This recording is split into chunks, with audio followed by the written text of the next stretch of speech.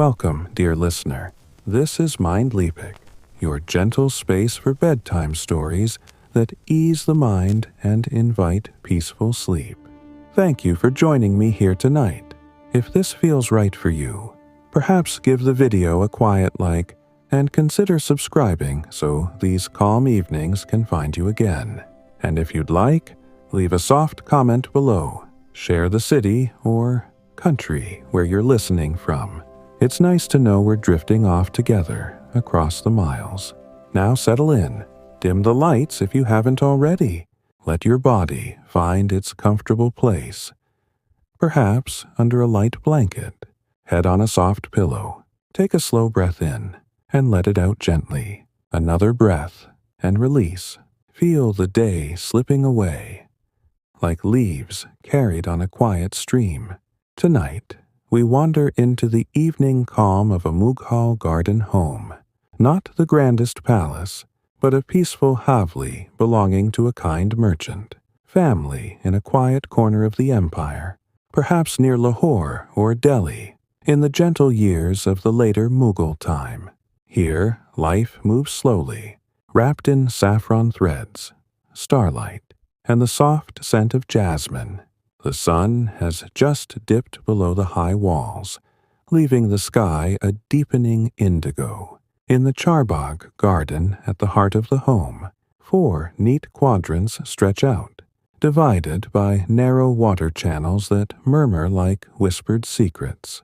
The channels meet at a small marble pool in the center, where the first stars begin to reflect, tiny points of silver on dark water. A servant girl moves quietly along one path, her anklets giving the faintest chime with each careful step. She carries a brass tray with oil lamps. One by one, she lights the wicks in clay diyas placed along the low edges of the channels. The flames are small and steady, their warm, golden light dancing on the rippling water, making the garden feel alive yet utterly tranquil. In the shaded pavilion at the far end, where climbing roses and honeysuckle twine over lattice screens, the family begins to gather. The mother of the house, dressed in a simple silk salwar of pale green, sits on a low cushioned seat. Her fingers work slowly through a strand of prayer beads, moving bead by bead in a rhythm as old as memory. She smiles faintly as her youngest daughter, perhaps 8 years old, settles beside her with a small clay lamp of her own to tend. The air carries the scent of saffron from the kitchen nearby, where earlier rice simmered with cardamom and cloves, and now the faint sweetness of a tar of roses that someone has sprinkled on the cushions. A breeze stirs the leaves of the mango tree in one quadrant, and a few petals from the gulab flowers drift down, landing softly on the stone walk.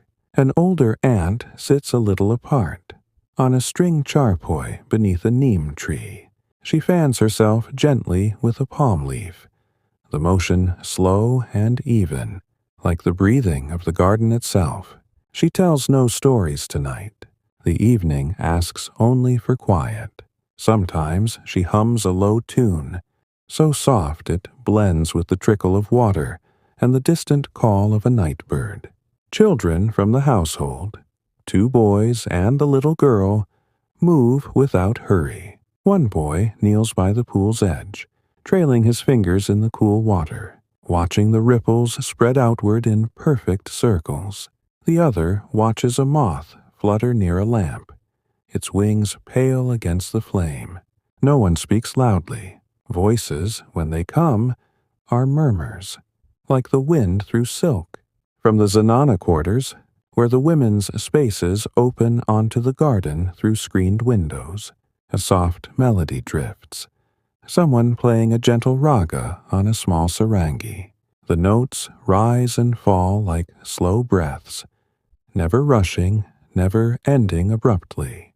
They wrap around the evening, making everything feel held, safe. A servant brings a tray of light refreshments, sliced melons chilled in well water, a few almonds dusted with silver leaf, rose-scented charbagh in silver cups. They pass from hand to hand without fuss. Each sip is slow, savored. The charbagh is cool against the lips, tasting faintly of flowers and sugar. As the stars grow brighter overhead, the lamps along the channels seem to multiply their glow. The water reflects them all, turning the four quadrants into mirrors of light. Somewhere in the distance, beyond the high garden walls, a muezzin's call floats, faintly. Time for evening prayer. But here, in this enclosed world, the family observes in their own quiet way, with folded hands and bowed heads for a gentle moment. The mother rises slowly. She walks the path once, checking each lamp, adjusting a wick here, straightening a fallen petal there. Her footsteps are soft on the stone. When she returns to the pavilion, she sits again, pulling a light shawl around her shoulders.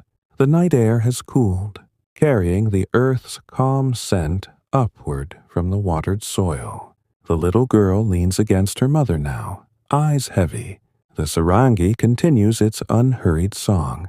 The water flows. The stars watch. This is the evening in a Mughal garden home. Simple, repeating, endlessly peaceful. The evening deepens gently in the Mughal garden home. The water channels continue their soft, unending murmur. Each small wave carries a reflection of lamp, flame, or star, sending it gliding along the straight, stone edges before it, reaches the central pool and dissolves into quiet. The little girl has closed her eyes now, her head resting against her mother's arm. Her breathing has slowed to match the rhythm of the water. The mother keeps one hand lightly on the child's hair, fingers tracing the same slow circle again and again. Barely moving, just enough to remind the girl she is held. In the pavilion, cushions of cotton and silk have been arranged in a loose circle. A few more have been brought out from the inner rooms. Thin mattresses covered in block-printed cotton, edges embroidered with tiny mirrors that catch the lamplight like distant stars, brought close. No one rushes to lie down yet. The evening is still unfolding, patient. The older aunt has set her palm leaf fan aside. She leans back against a bolster, her dupatta slipping slightly from her shoulder. She does not adjust it. Instead, she watches the neem leaves overhead shift in the lightest breeze, their small shadows moving across her face like gentle fingers brushing away the day. One of the boys, the older one, has moved to sit cross-legged near the pool. He holds a small clay cup of charbagh between both hands. He sips once, then waits, letting the cool sweetness rest on his tongue before another sip. The silver leaf on the almonds glints whenever he reaches for one. He eats them one at a time, chewing slowly, listening to the crunch inside his own quiet mouth. His younger brother has wandered to the rose trellis. He stands beneath it, face tilted up, watching how the petals look almost black against the indigo sky. Every so often, a petal lets go and falls in a slow spiral. The boy catches one in his open palm, studies its shape by lamplight, then lets it drift down to join the others on the stone path. From the screened windows of the zanana, the sarangi player has paused. For a few long moments there is only the sound of water, the occasional rustle of leaves, the faint chime of a servant's anklets as she moves through a distant corridor. Then the instrument begins again. Same raga, same unhurried phrases, but softer now, as though the musician too has settled deeper into the night. A moth circles one of the dais nearest the pavilion. Its wings make no sound. It lands briefly on the rim of the clay lamp, rests, then lifts away again in a lazy arc. The flame does not flicker. It holds steady, a small, warm heart in the cool air. The mother lifts her gaze to the sky. The stars have multiplied. The Milky Way stretches like a faint river of light above the high garden wall. She does not name the constellations tonight. She simply looks, letting the vast quiet above settle over the smaller quiet below. A servant girl returns with a wide copper bowl of rose water. She dips a folded cloth into it, squeezes gently, then offers the cool cloth to each person in turn. First the aunt, who presses it to her closed eyelids for a moment. Then the mother, who touches it lightly to her temples and the back of her neck. The children receive it too, the little girl stirring, just enough to accept it before sinking back into stillness. The scent of rosewater rises and lingers, blending with the earth smell from the watered garden beds, the faint spice still drifting from the kitchen, the clean green breath of the neem tree. Somewhere beyond the walls a dog barks once. Far away, muffled. It does not disturb the peace here. The sound fades quickly, swallowed by the night. The lamps burn lower now. Their flames have grown smaller, more golden. The reflections in the water channels are softer, less sharp. Everything feels wrapped in a gentle haze of light and shadow. The mother begins to hum, very low, almost under her breath. It is not a full song, only a few repeating notes. The same phrase turning over and over like a lullaby. The garden already knows. The children hear it and settle further. The aunt closes her eyes completely. The sarangi from the zanana answers with a single long note that matches the hum, then falls silent again. The water flows. The stars watch. The lamps glow. This evening, like so many before it, asks for nothing more than to be felt. Slowly, quietly, completely. The night settles more fully now over the Mughal garden home. The lamps along the water channels have burned to their softest point. Their flames are tiny teardrops of gold, trembling only when a breath of air finds its way through the lattice screens. The reflections in the channels have lengthened, stretching like thin ribbons of light that sway with each slow ripple. The little girl is asleep against her mother's side. Her small chest rises and falls in even waves. The mother does not move to carry her inside yet. There is no hurry. She simply keeps her arm around the child, letting the warmth of the small body anchor her own stillness. Every so often she adjusts the edge of the dupatta that covers the girl's shoulder, smoothing it with the lightest touch. The older boy has left the pool's edge. He now lies on his back on one of the thin mattresses spread in the pavilion, arms folded behind his head. He watches the sky through the open side of the pavilion roof. The stars seem closer here, framed by the dark outline of the mango tree branches. He traces imaginary lines between them with his eyes. Slowly, without purpose, until his eyelids grow heavy and the lines blur into soft haze. His younger brother has curled up near the aunt on the charpoy. The aunt has pulled a light woolen shawl over both of them. She pats the boy's back in the same slow rhythm she used earlier with her fan. Steady, repeating, like the heartbeat of the night itself. The boy's breathing deepens almost at once. His hand rests open on the shawl, fingers relaxed. The sarangi has gone quiet for a longer stretch now. In its place comes the sound of crickets. First one, then several, hidden among the rose bushes and the jasmine vines. Their song is soft, layered, never sharp. It rises and falls like a distant tide, filling the spaces between the water's murmur and the rustle of leaves. A servant moves through the garden one last time before retiring to her quarters. She carries a small clay pot of glowing coals. She tends the larger standing lamps near the pavilion, adding a pinch of oil here, trimming a wick there, so the light remains even and low. Her footsteps are bare on the cool stone. When she finishes, she pauses at the garden gate, looks back once at the peaceful scene, then slips away into the shadowed corridors. The mother rises very slowly, careful not to wake the sleeping girl. She lifts the child in her arms. Small weight, familiar shape, and carries her toward the zanana entrance.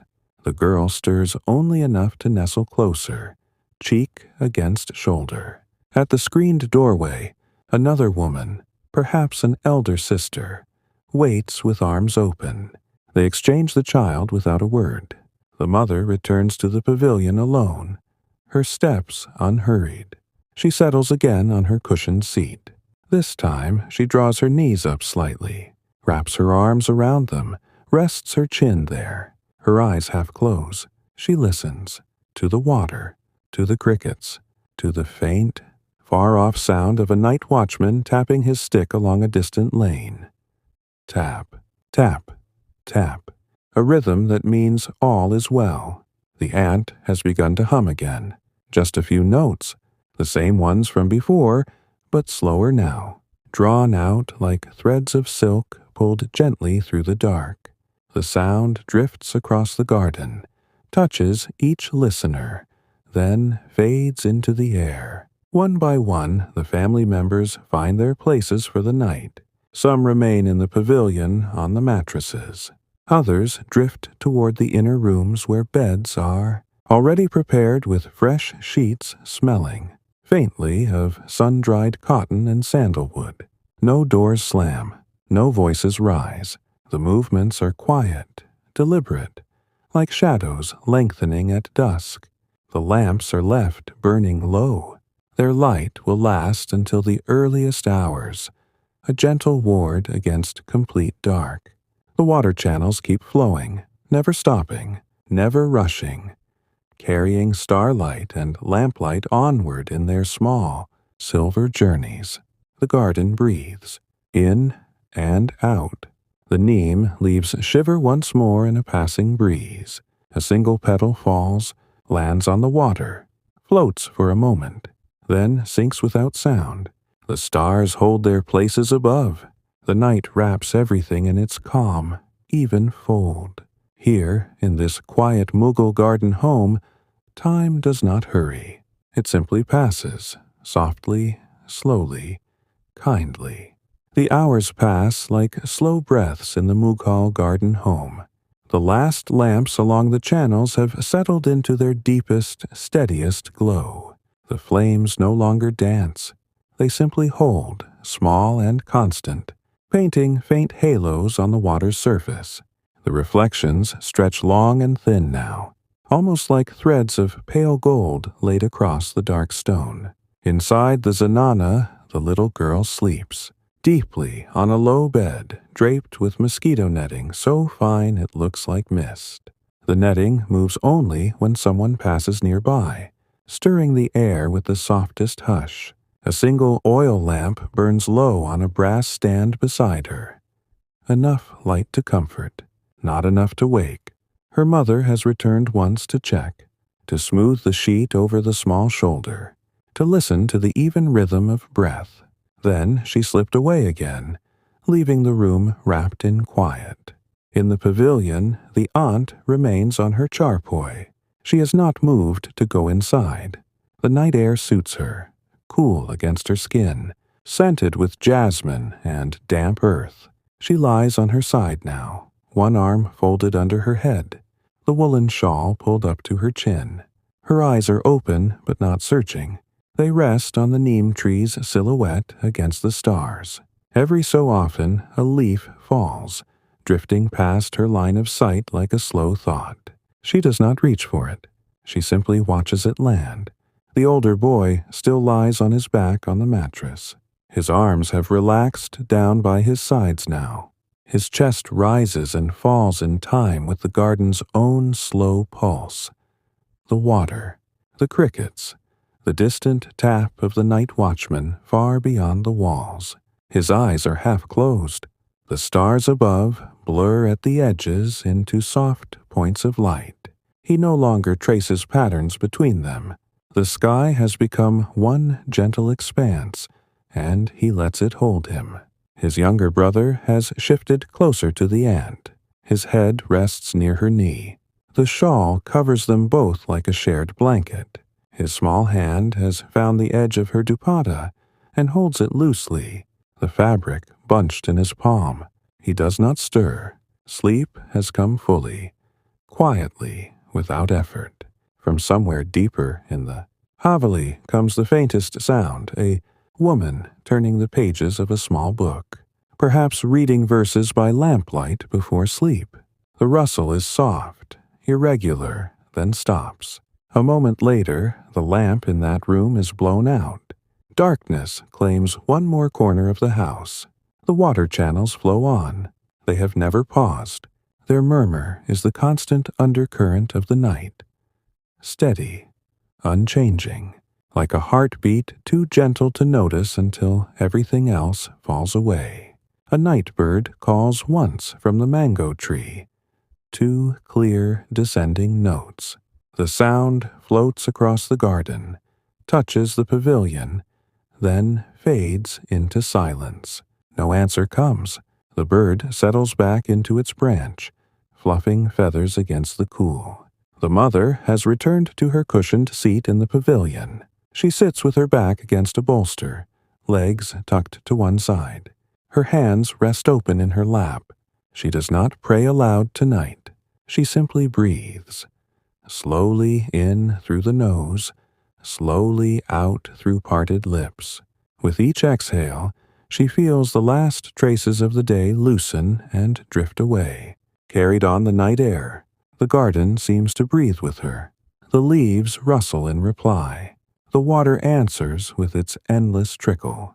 The stars remain steady overhead, watching without judgment, without hurry. One by one, the family members have found their rest. Some in the open pavilion under the sky, others in the quiet rooms where sandalwood lingers in the air and cotton sheets feel cool against the skin. No one speaks. No one moves with purpose. The night has taken over, folding everything into its calm, repeating rhythm. The lamps burn lower still. Their light is now more memory than flame. Soft, amber, fading. Soon they will gutter out one by one, leaving only starlight and the thin moon that has risen late over the eastern wall. The garden waits. It does not ask for morning yet. It simply holds this moment. Saffron-scented, starlit, perfectly still. Here, in the quiet heart of a Mughal home, the night is kind. It asks nothing. It gives everything. Peace, slowness, the gentle turning of time. The night has grown deeper still in the Mughal garden home. Its quiet now so complete that every small sound feels like a gentle gift. The water channels, fed by a hidden spring somewhere beyond the walls, continue their patient journey. The flow is never loud, only a soft, liquid sigh as it moves over polished stone, around gentle curves carved centuries ago, past the roots of jasmine that dip their white fingers into the coolness. Each droplet that catches lamplight sparkles for an instant before merging again into the dark ribbon of water. The sound repeats, repeats, repeats, steady enough to become almost silent to the listening ear, yet present enough to cradle every thought into stillness. In the pavilion, the mattresses have settled under the weight of resting bodies. The thin cotton covers rise and fall in slow unison, breathing together with the garden. The older boy has turned onto his side now, one arm curled loosely beneath his cheek. His hair has fallen across his forehead in soft strands that move, faintly with each breath. The starlight touches his closed eyelids, painting faint silver crescents there. He dreams, perhaps, of nothing at all, or of the same garden by daylight, mangoes ripening overhead, the same water flowing, the same peace holding everything in place. The younger brother remains tucked against the aunt. His small fingers still grasp the edge of her dupatta, though the grip has loosened into pure trust. The aunt herself has drifted towards sleep without fully arriving. Her eyes are closed, but her lips curve in the slightest suggestion of a smile.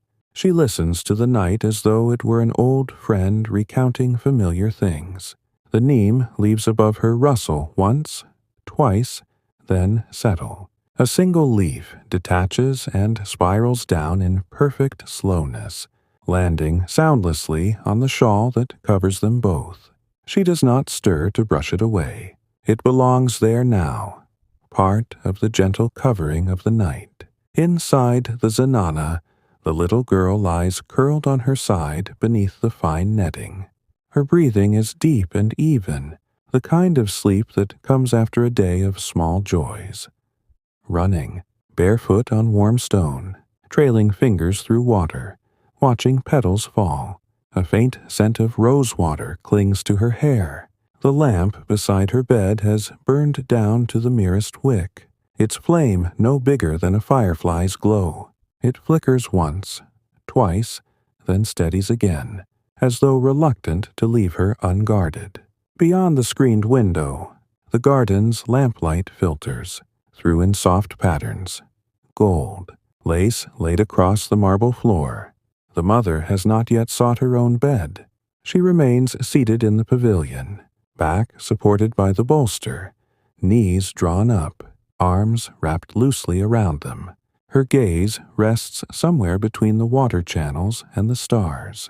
She does not think of tomorrow's tasks, the measuring of saffron threads for the morning's sweets, the folding of linens dried in sunlight, the quiet greetings to neighbors over the wall. Those things will arrive in their time. Tonight belongs only to this moment, this slow unfolding of dark.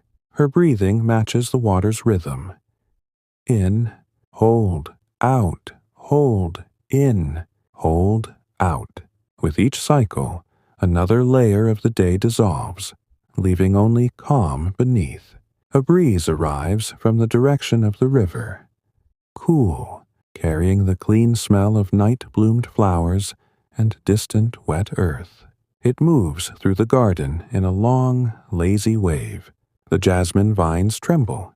The rose petals shiver and release a few more into the air. They drift like pale snowflakes, some landing on water, some on stone, some on the folds of sleeping shawls. The breeze touches the mother's cheek, lifts a strand of her hair, then passes on, leaving everything a little cooler, a little quieter. The last of the standing lamps begins to gutter. Its flame pulls inward, grows smaller, flickers 3 times. Slow, deliberate, then winks out. A thin thread of smoke rises, curls once, and vanishes into the dark. The garden grows dimmer by that small degree, yet the starlight seems to grow brighter in reply.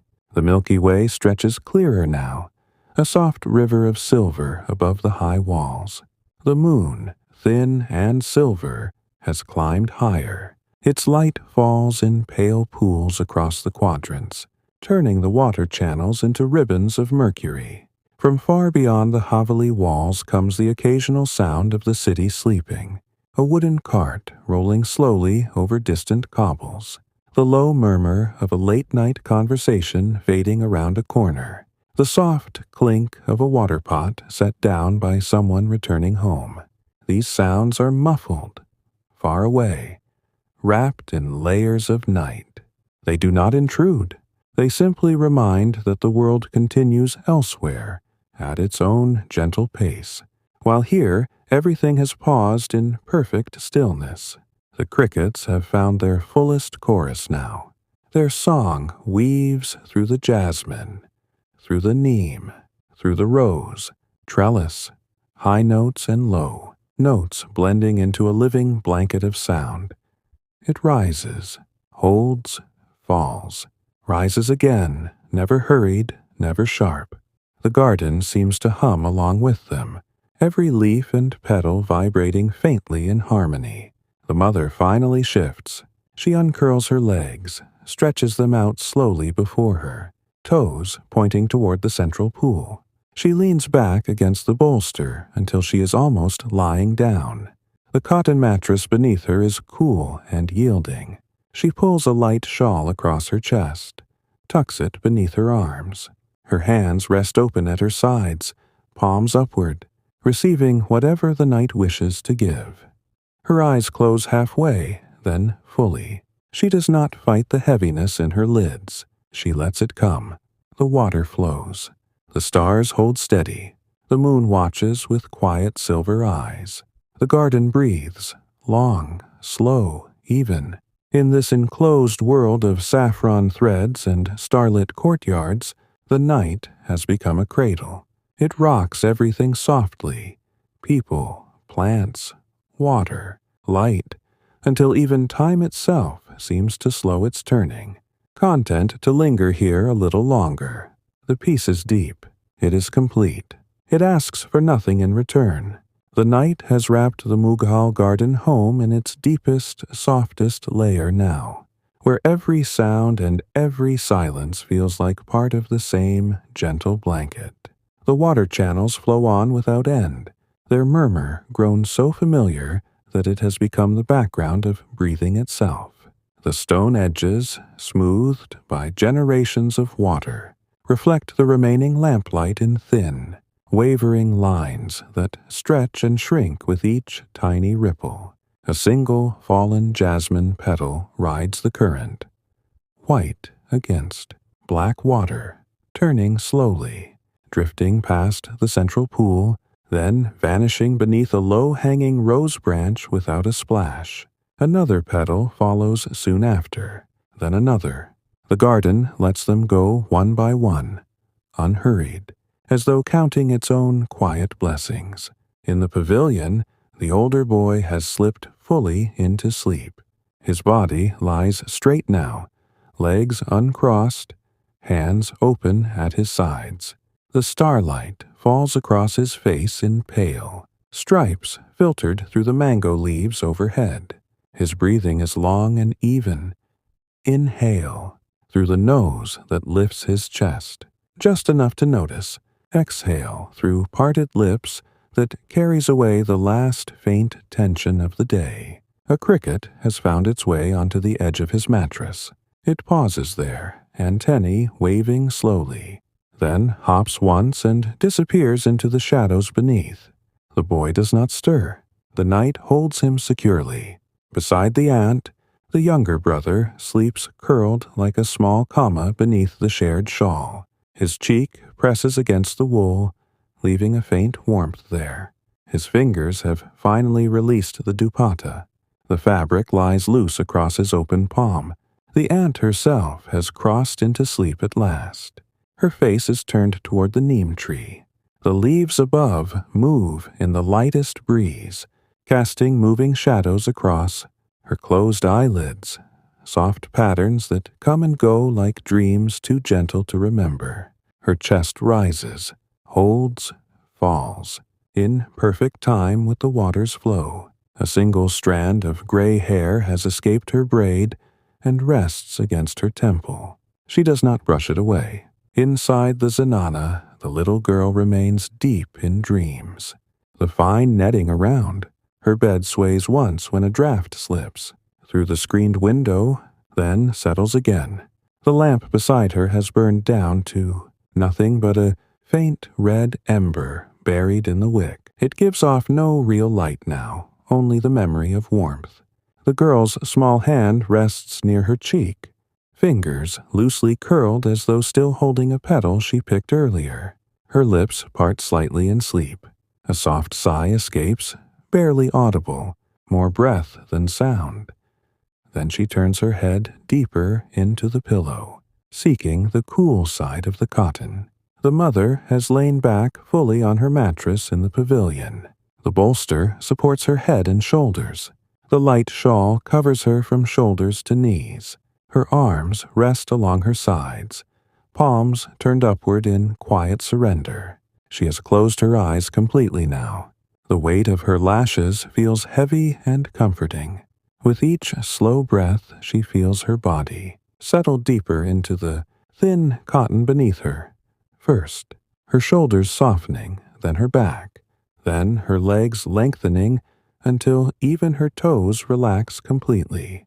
The garden air touches her face, cool, scented with jasmine, rose, and the clean green of watered earth. She lets it fill her lungs, lets it leave again, carrying nothing with it. The moon has climbed to its highest point above the eastern wall. Its thin crescent spills silver light across the four quadrants of the charbagh. The water channels gleam like liquid moonlight. The marble pool at the center mirrors the sky perfectly. Stars floating there. The moon itself resting on the dark surface, unbroken. A faint breeze returns, stirring the surface just enough to send gentle rings outward from the center. The rings touch the edges, reflect against stone, then fade without hurry. The crickets continue their soft, layered song. It has become part of the garden's breathing, never too loud, never stopping abruptly, only rising and falling like waves on a distant, calm shore. Somewhere in the rose trellis, a single night-blooming flower opens another petal. The scent drifts outward, sweet, heady, yet never overpowering, mingling with the saffron trace that still lingers. From the kitchen hours ago, beyond the high walls the city rests. Occasional sounds arrive like whispers carried on the wind, the slow creak of a wooden gate closing somewhere down the lane, the faint jingle of a camel's bell as a late trader makes his way home, the soft splash of water poured from a pot into a courtyard basin. These sounds are far, muffled, wrapped in layers of night. They do not reach the garden as interruption. They simply join the quiet symphony, proof that life continues elsewhere, gently, while here everything has found its place in stillness. The last lamp along the farthest channel flickers once, twice, then goes out. A thin curl of smoke rises, twists in the moonlight, then disappears. The garden grows darker by that small measure. Yet the starlight and moon seem to brighten in balance. Shadows lengthen across the stone paths. The neem tree stands taller in silhouette. The jasmine vines look almost silver against the dark leaves. The mother's breathing has slowed to its deepest rhythm now. In, long pause. Out, long pause. With each cycle, the boundary between her body and the night softens further. She feels the mattress beneath her, the shawl across her, the cool air on her skin, the distant water, the crickets, the stars, all of it blending into one continuous, gentle sensation. No thoughts demand attention. No worries knock. The night has taken them all, folded them away like linens at day's end. The garden breathes with her. The water flows. The moon watches. The stars remain fixed in their quiet places. In this courtyard of saffron threads and starlit calm, time has become nothing more than the slow turning of night toward morning. There is no rush. There is only this moment, repeating softly, endlessly, kindly, holding every sleeper, every leaf, every drop of water in the same unhurried embrace. The peace is vast. It is simple. It is enough. The night in the Mughal garden home has become a single, unbroken breath, long, slow, and perfectly steady. The water channels, carved from pale marble veined with faint gray, carry their endless trickle without variation.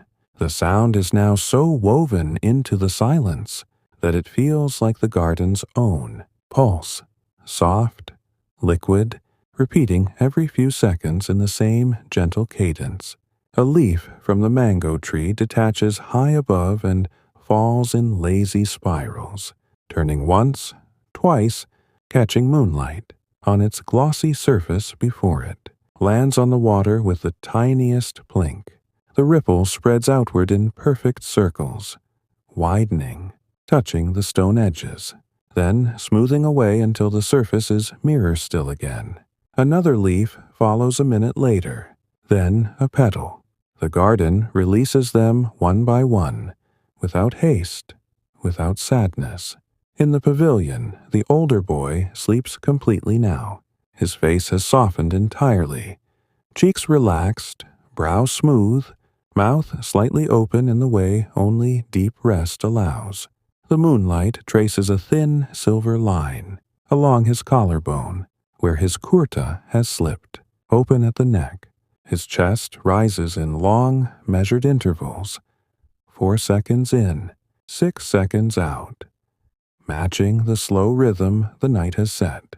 A faint sheen of coolness rests on his skin from the breeze. He does not shiver. The night keeps him warm in its own quiet way. The younger brother remains nestled against the ant. His small body has curled tighter in sleep, knees drawn up toward his chest, making him look even smaller beneath the woolen shawl. His breathing is quicker than the others. Short, shallow sighs that come every few seconds. But even they have slowed as the hours pass.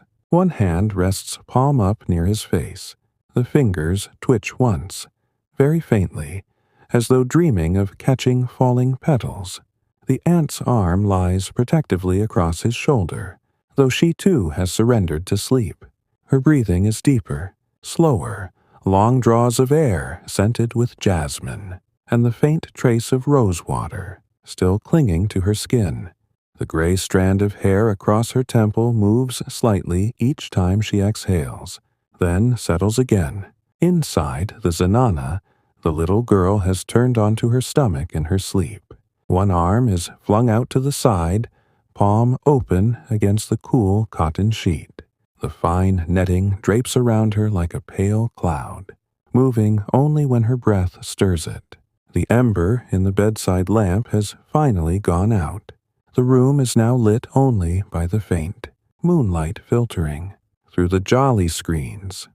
Delicate patterns of stars and leaves cast across the marble floor in silver filigree. Her hair spreads across the pillow in dark waves. A single strand lies across her cheek. It lifts and falls with each soft breath. She dreams, perhaps, of the garden by day, of running along the paths, of dipping her fingers in the channels, of watching the same water flow that still flows now. The mother lies on her back in the pavilion, completely still. The shawl has slipped slightly to one side, revealing the pale green silk of her salwar beneath. Her hands rest open on her stomach, fingers loosely curled. Her face is turned a little toward the central pool. The moonlight touches her closed eyelids, her cheekbones, the gentle curve of her lips. She breathes through her nose. Slow inhalations that fill her chest completely. Slow exhalations that empty it just as fully. With each breath out, she feels herself sinking deeper into the mattress, deeper into the night, deeper into the calm that has no edges. No thoughts rise to disturb her. The day has long since dissolved. Only this moment remains, simple, repeating, kind. The moon has begun its slow descent toward the western wall. Its crescent is thinner now, sharper, yet the light it casts is still soft, turning the water channels into paths of liquid silver, making the jasmine flowers glow faintly white against the dark leaves. The shadows in the garden have lengthened and deepened. The neem tree stands like a quiet sentinel, its branches spread wide, holding clusters of stars in their leaves. A single night bird moves from one branch to another. Silent wings, no call, then settles again, fluffing its feathers against the cool. The crickets have eased their chorus slightly. The song is still there, layered, living, but softer, more distant, as though the insects too are settling deeper into rest. In the rose trellis, another bloom has opened fully. Its petals are pale pink, edged with deeper rose. The scent drifts in slow, waves, sweet without being, heavy, mingling with the earth smell, rising from the watered soil, the faint spice lingering from the kitchen, the clean green breath of the garden itself. Beyond the high walls, the city has grown utterly still. No carts roll now, no voices murmur. only the occasional soft splash of water from a distant well, the faint creak of a wooden shutter settling in the night air. These sounds arrive like echoes from another world, far, gentle, harmless. They do not reach the garden as disturbance. They simply remind that time continues. Elsewhere, while here it has paused in perfect gentleness. One of the last remaining lamps along the channel flickers. Once, twice, then goes dark. The thin smoke rises straight up in the still air, curls once at the top, then vanishes. The garden dims again by that small degree, yet the moonlight and starlight seem to expand to fill the space. The central pool reflects the entire sky now. Milky Way, crescent moon, scattered stars, all floating together on the dark water, undisturbed. The mother's breathing has reached its slowest rhythm yet. In 8 seconds, out 10 seconds, in, hold, out, hold. Her body has become weightless against the mattress. She feels the cool cotton beneath her back, the light shawl across her chest, the night air on her face, the distant water, the faint cricket song, the stars overhead, all of it one continuous sensation, one unbroken calm. She does not dream. She simply rests, completely, quietly, deeply. The garden breathes with her. The water flows without pause. The moon continues its gentle arc. The stars keep their silent watch. In this courtyard, wrapped in saffron threads and starlit peace, the night has become everything. Cradle, blanket, lullaby, home. It holds every sleeper, every leaf, every drop of water in the same slow, repeating embrace. There is nothing more to do. There is only this, soft, endless, kind. The night in the Mughal garden home has reached its quietest, most complete hour, where even the smallest movements feel like part of an endless, gentle tide. The water channels continue their patient course, the sound of their flow now so soft and constant that it seems to come from inside the listener rather than from the stone and marble around them. Each droplet that falls from a jasmine leaf into the channel makes a tiny, almost inaudible plink. Then silence. Then another plink far downstream. Then silence again. The rhythm is unvarying. Drop, wait, drop, wait, drop. It matches the slowest possible count of the heart at perfect rest. A thin film of dew has begun to gather on the edges of the stone paths, catching the moonlight in faint, silvery beads that do not roll away. They simply sit, reflecting the crescent above, until morning light will make them sparkle and vanish. In the pavilion, the older boy remains on his side, one knee slightly bent, the other leg stretched long. His kurta has ridden up just enough to show a narrow band of skin at his waist. The night air touches it coolly, yet he does not wake to pull the fabric down. His breathing has lengthened even further. Perhaps 7 seconds in, 9 seconds out, each cycle so measured that the rise and fall of his chest is barely visible in the dim light. Moonlight rests across his shoulder like a pale hand laid there for comfort. A single strand of hair has fallen over his eye. It lifts faintly with each exhale, then settles again, unnoticed. The younger brother has shifted in his sleep, turning fully onto his stomach against the aunt's side. His cheek presses into the woolen shawl, mouth slightly open, a tiny damp spot forming where breath meets fabric. His small back rises and falls in quicker, lighter waves than the others. Short sighs that come every 3 or 4 seconds, the innocent rhythm of childhood rest. One foot has slipped out from under the shawl. The sole faces upward, toes curled loosely. The ant's hand rests lightly across his lower back. Fingers relaxed, palm open, as though even in sleep she keeps him anchored. Her own breathing is deep and slow, drawn in through the nose with a faint, soft sound at the end of each inhale. The gray hair across her temple has multiplied by 2 or 3 strands in the moonlight. They lie still now, silver threads against darker ones. Inside the zanana, the little girl has drawn her knees up toward her chest in a loose, fetal curl. The fine netting drapes lower over her, almost touching her shoulder. Her face is turned toward the screened window. Faint patterns of moonlight and leaf shadow move across her cheek in slow, imperceptible shifts as the night breeze stirs the vines outside. Her breathing is the softest of all. Tiny puffs of air that barely stir the netting. One hand rests near her mouth, thumb close to her lips as though she might have sucked it earlier and forgotten.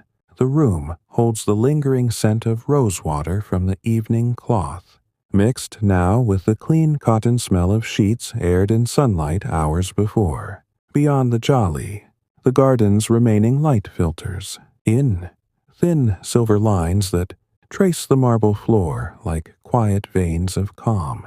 The mother lies motionless on her back in the pavilion, arms at her sides, palms still turned upward. The shawl has slipped further. It now covers only her chest and upper arms, leaving her shoulders bare to the cool air. Her silk salwar catches the moonlight in faint sheen. Pale green turned, almost silver. Her face is perfectly relaxed, forehead smooth, brows uncreased, lips parted the smallest distance. She breathes through her mouth now, long, silent draws that fill her completely, then longer releases that empty her just as fully. With each exhale, her body seems to sink a fraction deeper into the mattress, as though gravity itself has grown kinder. No muscle twitches. No thought flickers behind her closed lids. The night has taken every last trace of effort, leaving only pure, weightless rest. The moon has slid lower toward the western wall, its crescent now a delicate sliver that casts longer shadows across the quadrants. The central pool reflects it perfectly, a thin arc of silver floating on black water, surrounded by scattered stars that wink without hurry. The water channels gleam like narrow paths of liquid light leading inward to that mirror. A single fallen rose petal has lodged against the marble edge of the pool. It floats there, rocking gently with each ripple, refusing to sink just yet. The garden allows it to linger. The crickets have quieted to a single, intermittent chirp here and there, soft, spaced far apart, like the last notes of a lullaby fading into silence. In the rose trellis, the night-blooming flowers have closed, their petals slightly against the deepening chill, yet their scent still drifts outward in slow, lazy waves, sweet, floral, grounding. The jasmine vines hang heavy with dew. Their white blooms look almost luminous in the moonlight, each one a small, steady point of softness.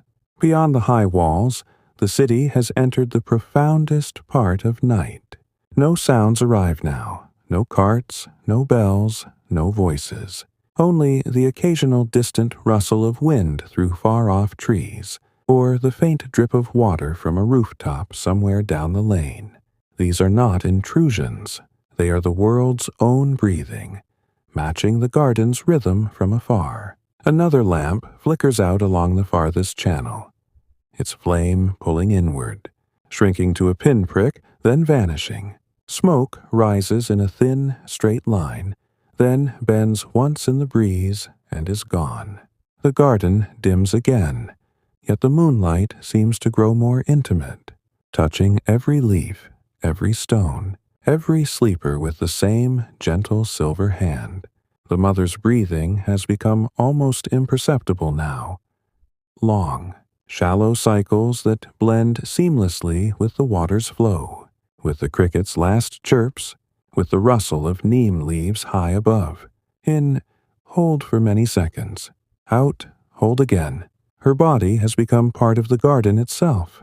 Still, open, held. She feels nothing separate. No self, no time, no tomorrow. Only this vast, repeating calm. The garden breathes as one. The water flows without beginning or end. The moon continues its slow path. The stars remain fixed, quiet witnesses. In this starlit courtyard threaded with saffron memories, the night has become absolute peace. Endless in its kindness, simple in its depth, complete in its embrace. Nothing moves quickly. Nothing needs to. Everything simply is. The night in the Mughal garden home has folded into its truest stillness, where time no longer counts hours, but simply breathes alongside the sleepers. The water channels move with the same unhurried patience they have, held since the first stone was laid generations ago. The flow is now barely a whisper, more felt in the chest than heard in the ears. Each small wave carries a single bead of moonlight along the marble edge before releasing it into the central pool. There the reflections gather. The thin crescent above, the scattered stars, the faint outline of a neem branch reaching across the sky. Everything floats together on the dark surface, perfectly, still until the next gentle ripple arrives to rearrange it all without disturbing the calm. A jasmine petal, heavy with dew, finally detaches from its stem and lands on the water. It floats for a long moment, white against silver, then sinks slowly, absorbed without trace. In the pavilion, the older boy has turned onto his stomach sometime in the deepest hour. His arms are folded beneath his pillow, face turned to one side. The moonlight traces the curve of his ear, the line of his jaw softened by sleep. His breathing is so slow now that long seconds pass between each rise of his back, perhaps 10 seconds in, 12 seconds out. The night air has cooled his skin. A faint goose flesh rises along his forearms, yet he does not wake to pull the shawl higher. The garden keeps him covered in its own quiet warmth. A cricket has climbed onto the edge of the mattress again. It pauses near his hand, cleans its antennae with slow motions, then hops away into the shadows beneath the bolster. The boy remains untouched by the small visitor. The younger brother sleeps soundly against the aunt, his small body molded to her side like a comma completing a sentence. His cheek rests on the woolen shawl, leaving a soft imprint there. His mouth is slightly open. Tiny breaths escape in warm puffs that stir the fine hairs at his temple. One foot has escaped the shawl entirely. Small toes relaxed, sole pale in the moonlight. The aunt's arm lies across his shoulders in loose protection. Her own sleep is profound, lips parted, eyelids still, the gray strands across her temple lying flat and silver against darker hair. Her chest rises in long, even waves, 5 seconds up, 7 seconds down, matching the water's distant rhythm so closely that she seems to breathe with the garden itself. A single dewdrop has fallen from a neem leaf above and landed on the shawl near her hand. It beads there, round and bright, reflecting the crescent moon before slowly soaking in.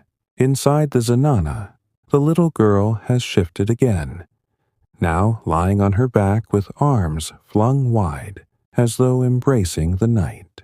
The fine netting drapes loosely over her, moving only when her breath lifts it in the faintest ripple. Moonlight filters through the jolly, screens in delicate geometric patterns. Stars and vines traced in silver across her cotton sheet, across her small hands, across her peaceful face. Her hair fans out across the pillow in dark waves. One lock curls against her cheek and lifts gently with each exhale. Her breathing is light and regular. Short inhales through the nose, soft sighs out through parted lips. The room holds the last traces of rosewater from the evening cloth, blended now with the clean, sun-dried scent of cotton and the faint green, breath that drifts in from the open screen. Beyond the window, the garden's remaining silver light paints everything in quiet monochrome. The mother remains on her back in the pavilion, completely open to the night. The shawl has slipped to her waist. Her arms lie along her sides, palms upward, fingers relaxed into gentle curves. Her silk salwar catches the moonlight in soft gleams. Pale green turned, luminous silver, her face is utterly calm. Forehead smooth as polished marble, brows unlined, lips slightly parted in rest. She breathes through her mouth in the slowest cycles, yet perhaps 12 seconds in, 14 seconds out. Each inhalation draws the cool, jasmine-scented air deep into her lungs. Each exhalation releases it without sound, without effort. Her body has sunk so fully into the mattress that she feels no separation between cotton and skin, between breath and breeze, between self and garden. No dreams disturb her. No thoughts rise. Only the vast, repeating sensation of being held by the night, by the earth, by the quiet turning of everything around her. The moon has nearly reached the western wall now. Its crescent is a fragile thread of silver, casting the longest shadows yet across the quadrants. The central pool mirrors it like a perfect echo. Thin arc floating amid stars, undisturbed except for the occasional slow ripple from a falling dewdrop. The water channels shine like narrow rivers of mercury leading inward to that quiet center. The dew has thickened on every leaf, every stone edge, every fallen petal. Small prisms that catch the dying moonlight and hold it until dawn. The crickets have fallen almost completely silent. Only one remains, chirping once every long minute from deep within the rose trellis. Soft, lonely, comforting. The night-blooming flowers have closed their petals tighter against the chill. Their scent lingers faintly, sweet and grounding, carried on the last slow breaths of breeze. The jasmine hangs heavy with moisture. Each white bloom glows softly, as though lit from within. Beyond the high walls, the city sleeps without a single sound now. No drip of water, no creak of wood, no distant bell. Only the hush of night itself, vast, enveloping, kind. The final lamp along the nearest channel flickers. Once, twice, a long pause, then out. The thin smoke rises straight, curls at the top like a question mark with no answer needed, then disappears. The garden darkens to its deepest tone, yet the starlight swells in reply. Brighter, closer, more intimate. The neem tree stands black against the indigo sky. Its leaves hold clusters of faint silver points. The rose trellis looks woven of shadow and moonlight. The mother's breathing has become the slowest rhythm possible. Long, almost imperceptible cycles that blend into the water's flow, into the silence left by the crickets, into the stillness of every sleeper around her. In, hold forever. Out, hold again. She is no longer separate from the garden. She is the garden, quiet, open, resting. The water flows without pause or purpose. The stars watch without hurry. The moon slips behind the wall, leaving only starlight. In this courtyard of saffron memories and starlit calm, the night has become absolute. Endless kindness folded over endless peace, holding every breath, every leaf, every drop in the same slow, repeating embrace. There is nothing left to do. There is only this, The deepest part of night has claimed the Mughal garden home completely, leaving only the softest echoes of what came before. The water channels flow with such quiet certainty that the sound has become invisible, felt more than heard, like the slow pulse beneath skin. Each ripple carries the faintest shimmer of starlight now that the moon has slipped behind the high western wall. The central pool lies dark and perfect, holding the entire night sky in its still surface. Scattered stars like distant lamps, the faint band of the Milky Way drifting across the black water as though painted there by a patient hand. A dew-heavy jasmine petal drifts along one channel, turning lazily end over end, catching a single point of starlight before it reaches the pool and sinks, without ripple or sound. The garden releases it gently, as it has released everything else this night. In the pavilion, the older boy sleeps without moving. His body has found its final shape for these hours, stretched, long on his stomach, arms folded under the thin pillow, face turned toward the open side where the garden breathes. The starlight touches the curve of his shoulder, the line of his spine beneath the cotton kurta, the dark hair falling across his forehead. His breathing is the slowest, yet perhaps 15 seconds, between each full rise and fall of his chest. Inhale, long stillness. Exhale, longer stillness. The night air has settled cool on his skin. Faint goose flesh rises along his arms, yet his sleep remains unbroken. A single neem leaf falls from high above, spirals down in perfect slowness, and lands on the mattress near his hand. It rests there, glossy green edged with silver, unnoticed. The younger brother remains curled tightly against the ant, small knees drawn up, small hands tucked beneath his chin. The woolen shawl has slipped slightly. One corner drapes across his face like a soft veil. His breathing comes in tiny, even puffs, short inhales through the nose, softer exhales through parted lips. A faint damp spot marks the wool where his cheek rests. The ant holds him loosely in sleep, her arm across his back, fingers relaxed, palm open against his shoulder blade. Her own breath is deep and measured. Long draws that lift her chest slowly, long releases that lower it without hurry. The gray strands in her hair catch the starlight, like fine threads of silver woven through darker silk. Her face is turned upward toward the neem branches. Her eyelids do not flutter. A dewdrop gathers at the tip of a leaf overhead, swells, then falls straight down to land on the shawl between them.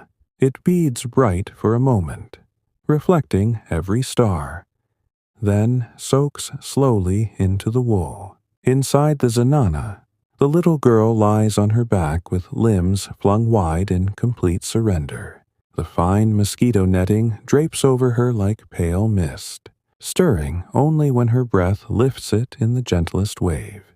Starlight filters through the jolly screens in thin, intricate patterns. Tiny stars and curling vines traced across her cotton sheet, across her open palms, across the peaceful curve of her cheek. Her hair spreads in dark waves across the pillow. One lock curls against her neck and rises faintly with each exhale. Her breathing is feather light, barely enough to move the netting, yet steady as the waters flow outside. The room holds the last whisper of rosewater from the evening, mixed with the clean cotton scent of sun-dried sheets and the green breath drifting in from the open screen. Beyond the window, the garden lies in deepest shadow, only the faint gleam of starlight on water and dew. The mother has not shifted since lying back. She rests flat on the pavilion mattress, arms along her sides, palms upward, fingers loose. The slipped shawl covers only her waist now. Her shoulders and arms are bare to the cool night air. The pale green silk of her salwar gleams softly under starlight, turned, almost luminous silver. Her face is the picture of absolute calm. Forehead smooth, brows relaxed, lips parted the smallest distance. She breathes through her mouth in cycles so extended they seem to pause time itself. Perhaps 18 seconds in, 20 seconds out. Each inhalation draws the jasmine-scented air deep and slow. Each exhalation releases it without sound or effort. Her body has melted fully into the cotton beneath her. No tension remains in shoulders, back, legs, or toes. She feels the mattress, the air, the distant water, the stars overhead, all as one continuous, borderless sensation. No boundary exists between her and the garden. She simply is, held, quiet, complete. The crickets have gone entirely silent. No chirp breaks the hush. The rose trellis stands dark and still, its night-bloomed flowers closed tight against the chill, their scent now only a faint memory carried on the motionless air. The jasmine vines hang heavy with dew, each white bloom a small, pale point glowing under starlight. The neem tree looms overhead, branches spread wide, leaves black against indigo sky, holding clusters of faint silver stars in their grasp. Beyond the high walls, the city has vanished into perfect quiet. No sound arrives from any direction. No drip, no creak, no breath of wind through distant lanes. The world has paused with the garden. The last lamp in the farthest corner has long since gone out. No smoke rises now. Only starlight remains, clear, cold, intimate, washing over every stone path, every water channel, every sleeper in soft, even silver. The mother's breathing continues its vast, slow rhythm. Inhale, endless hold, exhale, endless hold. She has become the night itself, still, open without beginning or end. The garden breathes with her. The water flows without thought. The stars watch without end. In this courtyard, threaded with saffron memories and wrapped in starlit calm, the night reaches its fullest depth. Absolute peace folded over absolute rest, holding every breath, every leaf, every drop of dew in the same gentle, repeating embrace. Nothing stirs, nothing needs to. Everything simply rests. The night in the Mughal garden home has become a single, vast stillness that holds everything without effort or end. The water channels continue their quiet journey through the charbagh. The flow is now the faintest murmur imaginable, less a sound than a sensation that travels along the stone, along the air, along the skin of every sleeper. Each tiny wave carries a single reflection of starlight forward, a few inches before dissolving into the next. The central pool lies like a dark mirror under the open sky, holding the entire vault of stars without a single ripple to disturb them. The Milky Way stretches across its surface in a soft, pale band, as though the garden has drawn the galaxy down to rest beside it. A dew-laden rose petal, detached hours ago, has drifted the length of one channel. It reaches the pool now, circles once in a slow, perfect spiral, then settles flat against the water. Pale pink, against black, floating without hurry, content to remain until dawn finds it. In the pavilion, the older boy has not moved since turning onto his stomach. His arms stay folded beneath the thin pillow, face turned toward the garden's open side. Starlight traces the gentle curve of his cheek, the relaxed line of his mouth, the dark lashes resting against his skin. His breathing has reached a rhythm so extended it seems to pause the night itself, perhaps 20 seconds between the full rise of his chest and its slow fall. Inhale, Endless quiet. Exhale. Endless quiet. The cool air has left a faint sheen on his exposed forearms. The goose flesh has smoothed away into complete relaxation. A second neem leaf has fallen since the last, drifting down in the same unhurried spiral. It lands softly on the mattress near his elbow. Green, edged with silver, starlight, and lies there, part of the gentle covering the night has drawn over him. The younger brother remains tucked against the aunt, small body folded into itself like a sleeping bird. His knees are drawn high, hands tucked beneath his chin, the woolen shawl pulled up to cover most of his face, except for a narrow band across his eyes. His breathing is the lightest of all. Short, feather-soft sighs that come every 4 or 5 seconds, warm puffs against the wool. A tiny, damp circle has formed where his breath meets the fabric, darkening it faintly. The ant's arm rests across his back in loose, instinctive protection. Fingers open, palm warm against his shoulder blade. Her own sleep is deep and unbroken. Chest rising in long, even waves. 6 seconds up, 8 seconds down, mouth slightly parted. Gray strands of hair lying flat, across her temple like fine, silver wires catching starlight. Another dewdrop gathers at the tip of the neem leaf overhead, swells slowly, then falls. It lands on the shawl near her wrist. Round, bright, reflecting every distant star. Then soaks in without trace, leaving only a darker spot that fades as it dries. Inside the zanana, the little girl sleeps with limbs flung wide in utter trust. The fine netting drapes over her like the softest veil, moving only when her breath lifts it in the gentlest possible wave. Starlight, through the jolly screens, paints intricate silver patterns. Across her cotton sheet, tiny stars, curling vines, geometric flowers, tracing over her open palms, her bare feet, the peaceful roundness of her cheek. Her hair spreads in dark, loose waves across the pillow. One curl rests against her neck and rises faintly with each tiny exhale. Her breathing is almost soundless, barely enough to stir the air, yet perfectly steady, matching the distant, invisible pulse of the water channels outside. The room holds the final whisper of rosewater from the evening cloth, blended now with the clean, sun-warmed cotton of sheets and the faint, green breath that drifts in through the open screen.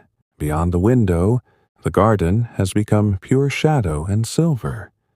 Water gleaming faintly, dew sparkling on every leaf, every stone path turned to quiet moonlight. The mother lies flat on her pavilion mattress, arms at her sides, palms still turned upward in open surrender. The shawl has slipped completely away. It lies bunched at her waist like a forgotten ribbon. Her pale green silk salwar catches starlight in soft, luminous gleams, turned almost ethereal silver. Her face is the image of absolute peace. Forehead smooth as still water, brows relaxed, lips parted the smallest distance. She breathes through her mouth in cycles that stretch beyond counting. Perhaps 25 seconds in, 30 seconds out. Each inhalation draws the jasmine and dew-scented air deep into her lungs without effort. Each exhalation releases it silently, effortlessly. Her body has dissolved into the cotton beneath her. No separation remains between skin and mattress, between breath and night air, between self and garden. She feels the coolness on her bare shoulders, the faint moisture in the air, the distant water's pulse, the stars overhead, all blended into one continuous, borderless calm. No thought surfaces, no dream forms, only the vast, repeating sensation of being held. Completely, quietly, without condition, the crickets have vanished entirely into silence. The rose trellis stands motionless, its flowers closed tight. Their scent now only the faintest trace on the still air. The jasmine vines hang heavy with dew, each white bloom a small, pale glow under starlight, as though the garden itself has kept a few tiny lamps burning through the dark. The neem tree looms above, branches wide, leaves black against the indigo vault, holding faint clusters of silver points in their grasp. Beyond the high walls, the city has disappeared into utter hush. No sound reaches from any direction. No drip of water, no rustle of wind, no distant footstep. The world has joined the garden in perfect quiet. No lamps remain alight. The channels reflect only starlight now. Narrow, ribbons of silver leading inward to the dark, perfect mirror of the central pool. The mother's breathing continues its immense, slow rhythm. Inhale, timeless hold. Exhale, timeless hold. She has become indistinguishable from the night. Still, open, endless. The garden breathes as one with her. The water flows without thought or end. The stars remain fixed, quiet, patient, kind. In this courtyard of saffron threads and starlit courtyards, the night has reached its purest form. Absolute rest folded over absolute peace, holding every sleeper, every leaf, every drop of dew, every breath in the same gentle, repeating, eternal embrace. There is no before, there is no after, there is only this. The night in the Mughal garden home has settled into a silence so profound that it feels like the very air has learned to rest. The water channels, after hours of their gentle, unchanging course, now carry only the thinnest thread of sound, less a trickle than a memory of movement. The marble edges, cool and dewed, hold tiny beads of moisture that catch the starlight in perfect, round prisms. Each bead reflects a miniature night sky. Faint stars, the pale band of the Milky Way, the empty place where the crescent moon once hung.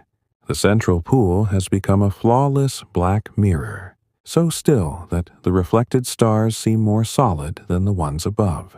No ripple disturbs them. No leaf falls to break the surface. The garden has entered a pause so deep that even the water seems to hold its breath between one drop and the next. In the pavilion, the older boy lies motionless on his stomach, arms still folded beneath the thin pillow, face turned outward toward the open garden. Starlight rests across the back of his neck in a soft silver stripe, tracing the gentle curve where hair meets skin. His breathing has stretched to its furthest limit, perhaps 30 seconds between the slow lift of his ribs and their even lower. Inhale, vast quiet. Exhale, vaster quiet. The cool dew has settled on his exposed forearms like fine dust. It does not chill him. His body has found a temperature perfectly matched to the night. A third neem leaf detaches high in the branches above. It drifts down in the slowest possible spiral, turning once every few feet, then lands without sound on the mattress near his shoulder. It lies there, green turned almost black in the dimness, silver edged by starlight, part of the quiet covering drawn over him. The younger brother remains folded against the aunt, knees high, hands tucked under his chin, the woolen shawl pulled up so only his eyes and forehead remain uncovered. His breathing is the lightest possible, tiny, warm sighs every 5 or 6 seconds, each one barely enough to stir the fine fibers of wool near his mouth. The damp spot from his breath has spread faintly, a small dark circle that softens the fabric. The ant's arm lies across his back in loose, sleeping guardianship, fingers open, palm warm and still. Her own breath is long and even, 7 seconds in, 9 seconds out, mouth slightly parted, gray strands of hair lying flat and silver across her temple. Another dewdrop forms at the tip of the neem leaf overhead. It swells slowly, gathers weight, then falls in perfect silence to land on the shawl near her elbow. It beads bright, holding every star in its tiny curve, then soaks in without ripple or sound, leaving only the faintest darker patch that fades as the night cools further. Inside the zenana, the little girl sleeps with arms and legs flung wide in complete openness. The fine netting drapes over her like the gentlest mist, lifting only when her breath touches it in the softest possible wave. Starlight, through the jolly screens, traces delicate silver patterns. Across her cotton sheet, tiny stars, curling vines, interlocking flowers. Moving slowly across her open palms, her bare toes, the round curve of her cheek. Her hair fans out in dark waves across the pillow. One curl rests against her neck and rises faintly with each tiny exhale. Her breathing is almost inaudible, short, feather-light cycles that match the invisible pulse of the garden outside. The room holds the last trace of rosewater from the evening cloth, blended now with the clean cotton scent of sun-dried sheets and the faint green, breath drifting in through the open screen. Beyond the window, the garden has become pure darkness and silver. Water gleaming faintly, dew sparkling on every leaf and stone path in quiet, scattered points of light. The mother lies flat on her pavilion mattress, arms along her sides, palms upward, fingers loose and still. The shawl has slipped entirely away. It lies bunched at her hip like a forgotten ribbon. Her pale green silk salwar catches starlight in faint, luminous gleams turned ethereal silver. Her face is the embodiment of absolute rest, forehead smooth as untouched water, brows relaxed, lips parted the smallest distance. She breathes through her mouth in cycles so extended they seem to suspend time, perhaps 35 seconds in, 40 seconds out. Each inhalation draws the jasmine and dew-scented air deep without effort. Each exhalation releases it silently, effortlessly. Her body has melted completely into the cotton beneath. No boundary remains between skin and mattress, between breath and night air, between self and garden. She feels the cool dew on her bare shoulders, the faint moisture in the air, the distant water's pulse, the stars overhead, all fused into one continuous, borderless sensation. No thought surfaces, no dream forms, only the vast, repeating calm of being held, completely, quietly, without end. No crickets remain, no breeze stirs the vines. The rose trellis stands motionless, its flowers closed, their scent dissolved into the still air. The jasmine hangs heavy with dew, each bloom a small, pale glow under starlight, as though the garden has kept a few faint lanterns burning through the dark. The neem tree looms above, branches spread wide, leaves black against the indigo vault, holding quiet clusters of silver points. Beyond the high walls, the city has vanished into absolute hush. No sound reaches from any direction. The world has joined the garden in perfect, unbroken quiet. No lamps burn anywhere. The channels reflect only starlight. Narrow, ribbons of silver leading inward to the dark. Flawless mirror of the central pool. The mother's breathing continues its immense, slow rhythm. Inhale, timeless pause. Exhale, timeless pause. She has become the night itself, still, open, endless. The garden breathes as one with her. The water flows without thought or purpose. The stars remain fixed, quiet, patient, kind. In this courtyard, threaded with saffron memories and wrapped in starlit peace, the night has become everything. Absolute rest folded over absolute calm, holding every sleeper, every leaf, every drop of dew, every breath in the same gentle, repeating, eternal embrace. There is no movement, there is no need, there is only this. The night in the Mughal garden home has deepened into a silence that feels almost tangible, like the softest veil drawn over the world. The water channels have reached their quietest state yet.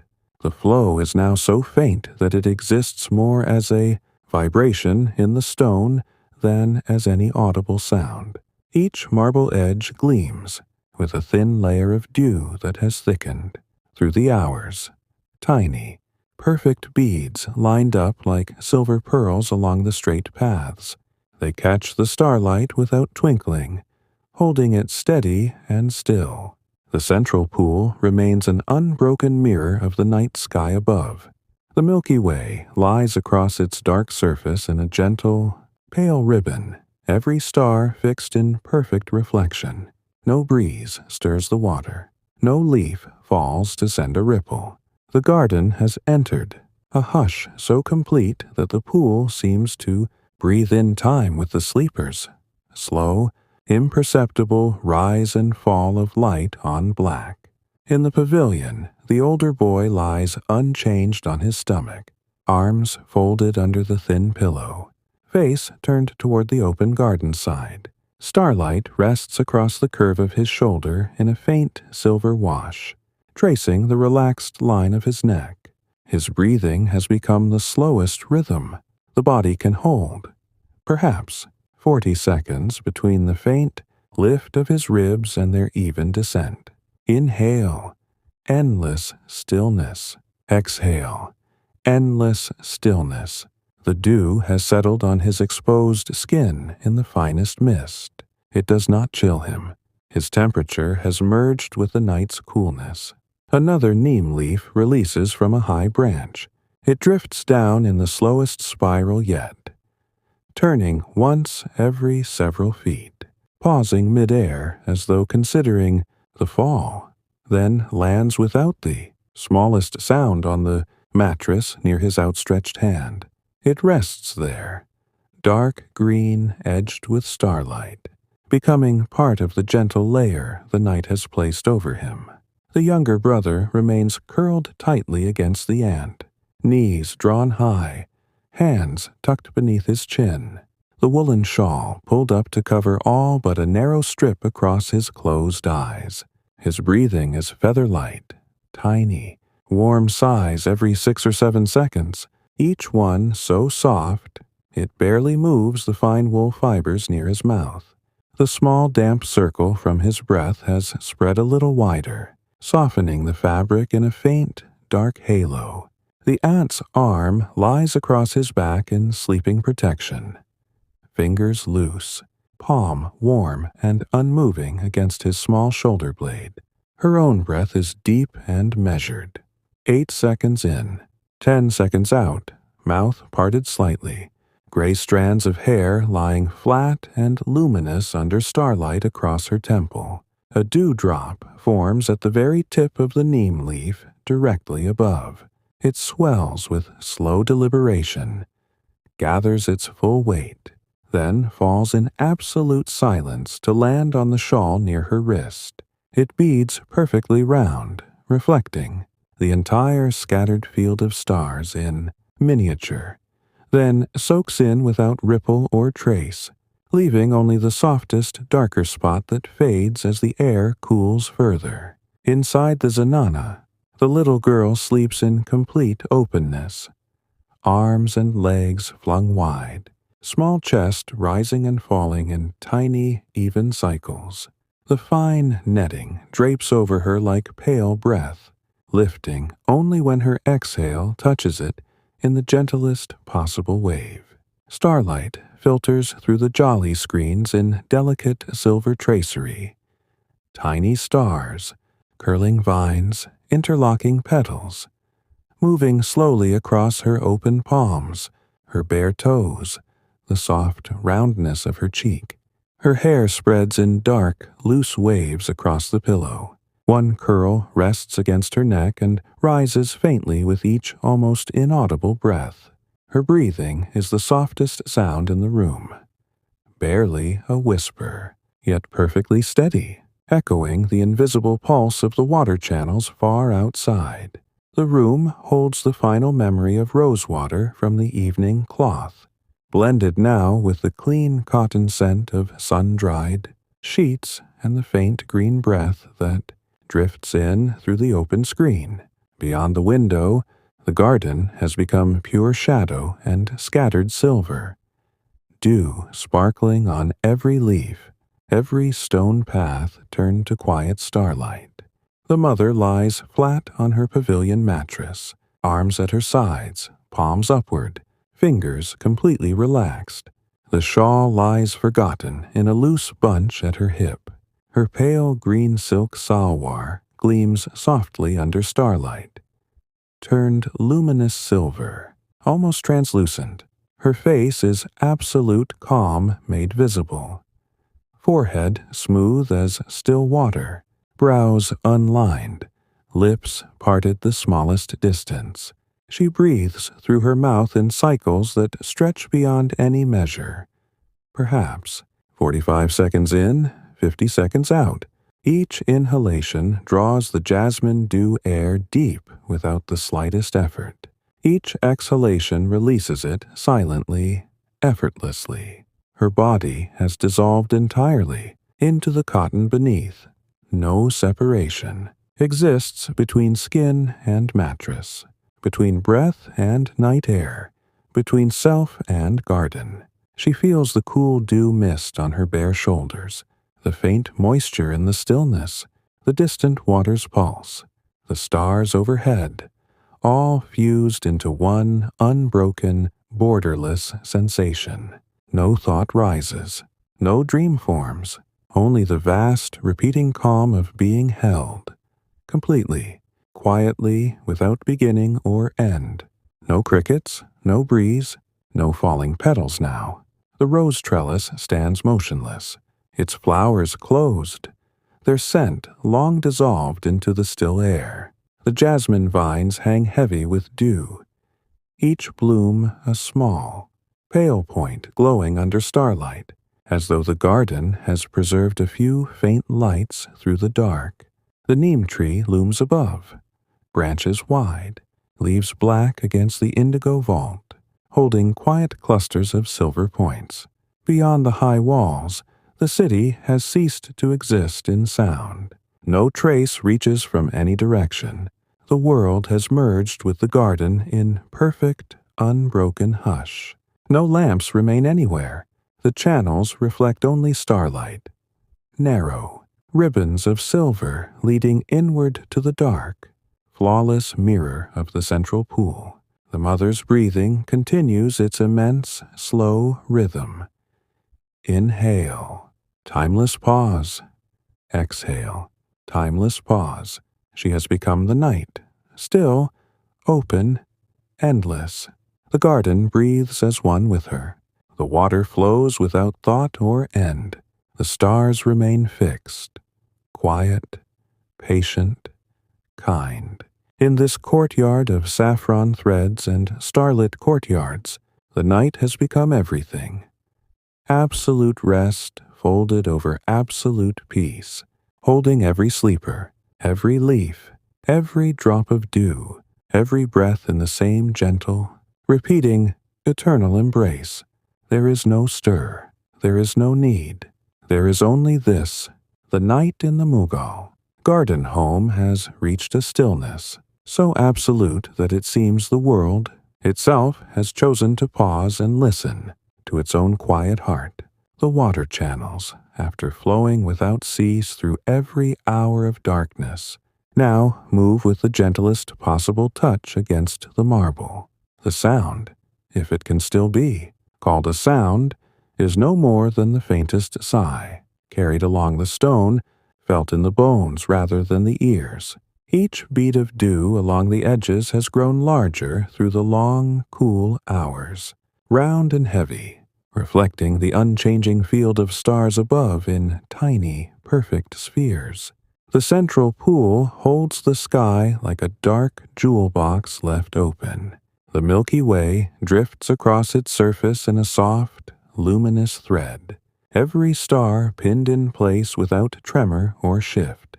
No falling leaf disturbs the mirror. No breath of air ripples the black water. The garden has entered a hush deeper than sleep, deeper than silence.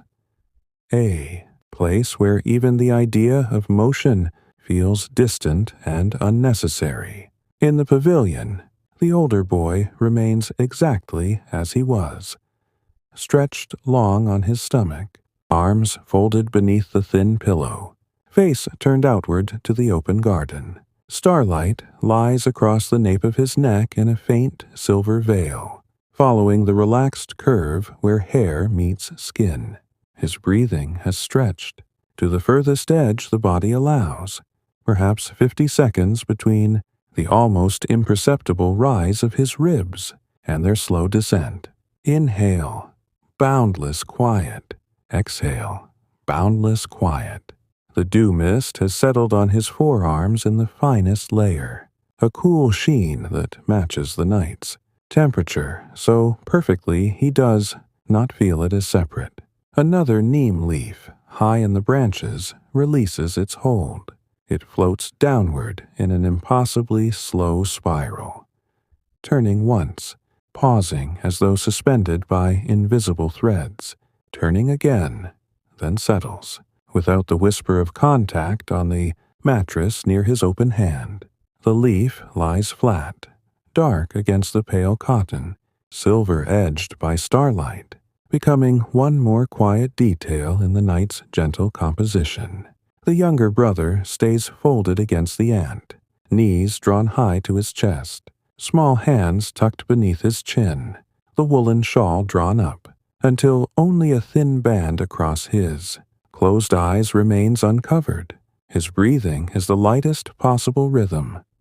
Tiny, warm sighs every 7 or 8 seconds, each one so soft it barely stirs the wool near his lips. The faint, damp circle from his breath has spread wider still, softening a small halo of fabric. The aunt's arm rests across his back in sleeping guardianship, fingers loose, palm warm and unmoving against his shoulder blade. Her own breath is deep and unhurried. 9 seconds in, 11 seconds out. Mouth parted the smallest amount, gray strands of hair lying flat and luminous under starlight across her temple. A dewdrop forms at the tip of the neem leaf directly overhead. It swells with deliberate slowness, gathers its full roundness, then falls in perfect silence to land on the shawl near her wrist.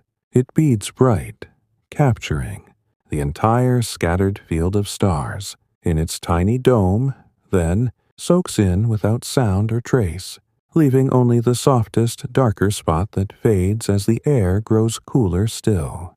Inside the zenana, the little girl sleeps in utter openness, arms flung wide, legs relaxed, small chest rising and falling in tiny, even cycles that seem to mirror the garden's invisible pulse. The fine netting drapes over her like the softest breath, lifting only when her exhale brushes it in the gentlest wave imaginable. Starlight, through the jolly screens, traces delicate silver patterns. Across her cotton sheet, tiny stars, curling vines, interlocking petals, moving with glacial slowness across her open palms, her bare toes, the peaceful roundness of her cheek. Her hair fans out in dark, loose waves across the pillow. One curl rests against her neck and rises faintly with each almost inaudible breath. Her breathing is the softest sound anywhere. Barely a whisper, yet perfectly steady, echoing the distant, wordless flow of water outside. The room holds the final memory of rosewater from the evening cloth, blended now with the clean cotton scent of sun-dried sheets and the faint green, breath drifting in through the open screen.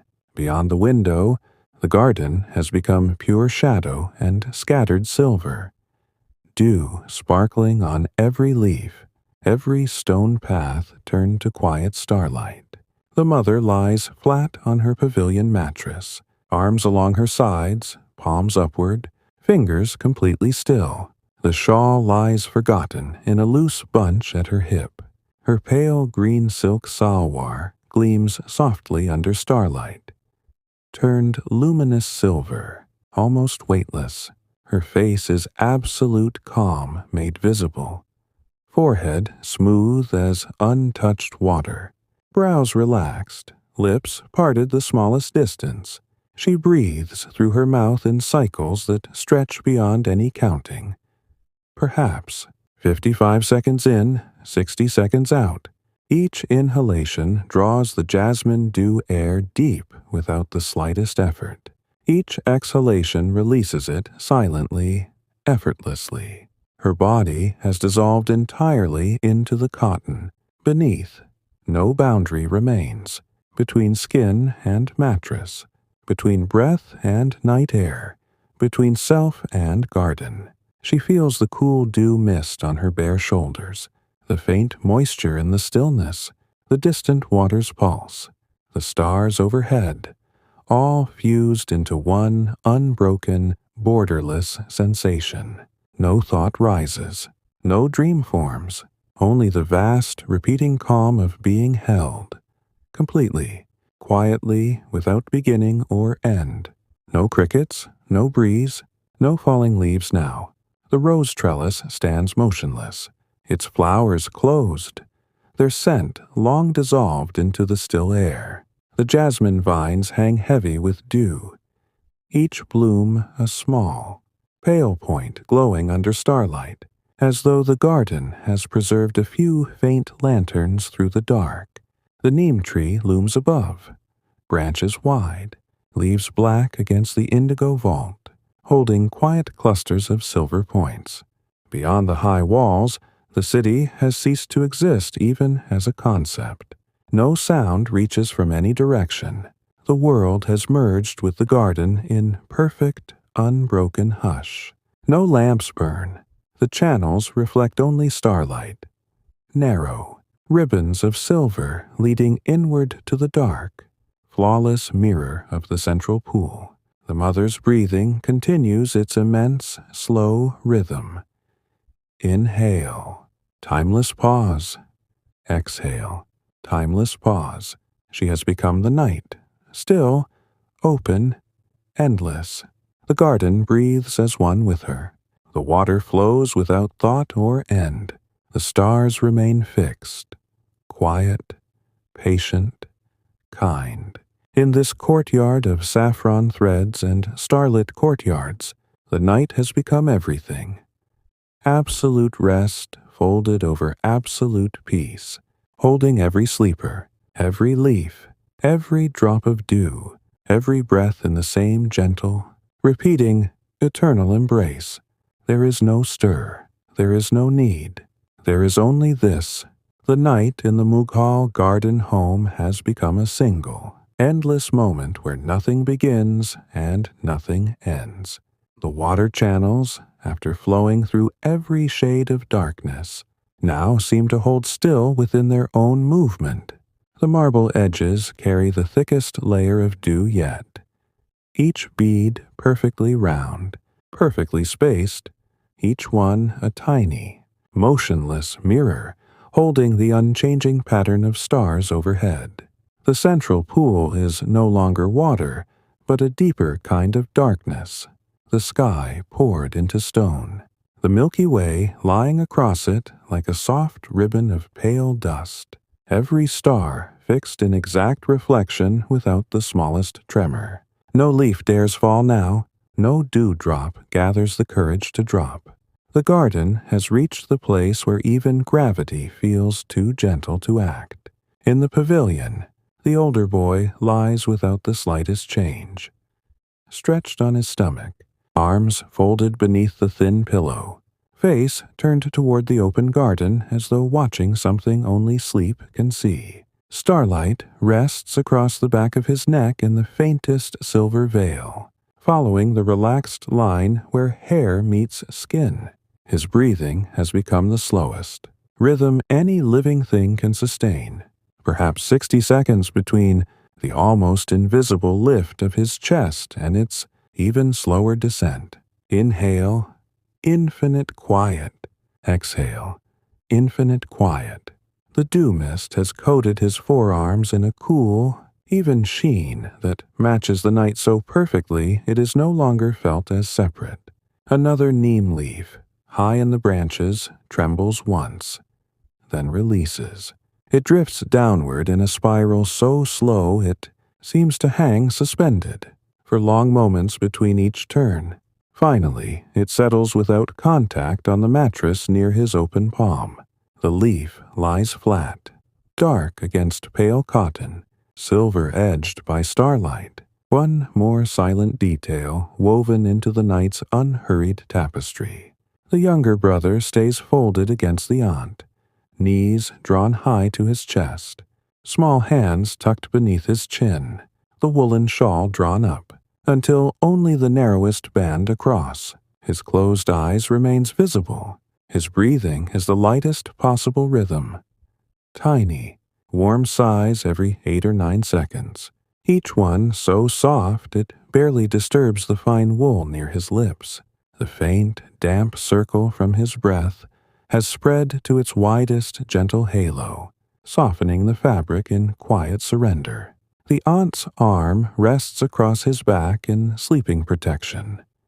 Fingers loose, palm warm and motionless against his shoulder blade. Her own breath is deep and measured. 10 seconds in, 12 seconds out, mouth parted the smallest amount. Gray strands of hair lying flat and luminous under starlight across her temple. A dewdrop forms at the very tip of the neem leaf directly overhead. It swells with infinite patience, gathers its full round weight, then falls in absolute silence to land on the shawl near her wrist.